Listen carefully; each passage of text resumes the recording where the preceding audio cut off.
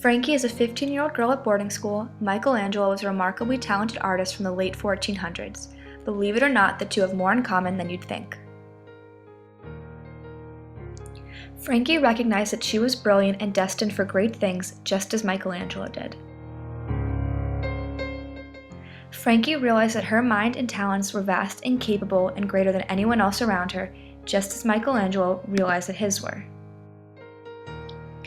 Frankie was a mastermind, and her art was in creativity, intelligence, and her ability to orchestrate groups of people to carry out intricate pranks. Michelangelo's was in creating remarkable sculptures. But they both had someone with socially more power than them put them into a box and force them to settle for a reality that they felt was beneath them. The Marxist lens would suggest that the odds were stacked against them from the start. The economic and social standing of Frankie and Michelangelo were at a severe disadvantage to their more powerful counterparts, forcing them to work around the Pope and Matthew's agenda. For Frankie, it was her boyfriend Matthew and his friends who wanted to keep her out of their secret organization, the Basset Hounds. Matthew would prefer for her to be a good girlfriend, admiring him from afar and following his lead by letting him run things.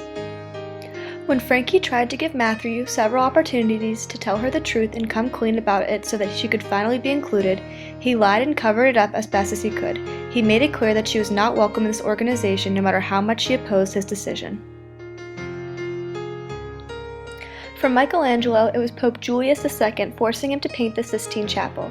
Michelangelo insisted that he was a sculptor and that painting was beneath him, but the Pope didn't care that he was limiting Michelangelo's talents and refused to let him be anything besides what he wanted, which was a painter. In Frankie's case, she took matters into her own hands. She let Matthew and his friends believe that she was staying out of it when really she was taking a stand against their decision from the inside. She made a fake email and began calling the shots. She made statements through her pranks about what she was really feeling.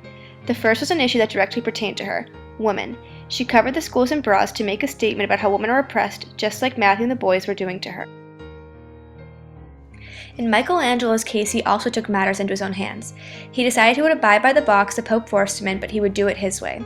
He painted the Sistine Chapel, but he hid secret messages just like Frankie did. In the first panel, he took a stand against religion by taking creative freedom and adding a twist to the first day of creation. While the first panel is supposed to be God creating day, many critics and art analysts agree that its depiction of an angel who looks strikingly like Michelangelo, for lack of a better term, was mooning God, sort of like giving the middle finger to the Pope and the institution that he was forced to take part of. While both of them tried to take stands against the very things that were holding them back, they ended up doing what they were told by the people who were trying to repress them: Matthew and his friends, and the Pope. While Frankie's pranks were intricate and amazing, all of her efforts went unrecognized as it was all credited to Alpha and the Basset Hound organization. People really didn't understand her statements that she was trying to make through her pranks, and instead it just brought more attention and fame to the secret society that she was excluded from. Michelangelo faced a similar fate. He ended up painting the Sistine Chapel, and it was beautiful and remarkable, and that's how people remembered as. Despite their intentions, they both rebelled within the context of the people who were repressing them, and rebelling within the lines is hardly rebelling at all. It just made the institution that they hated look even better.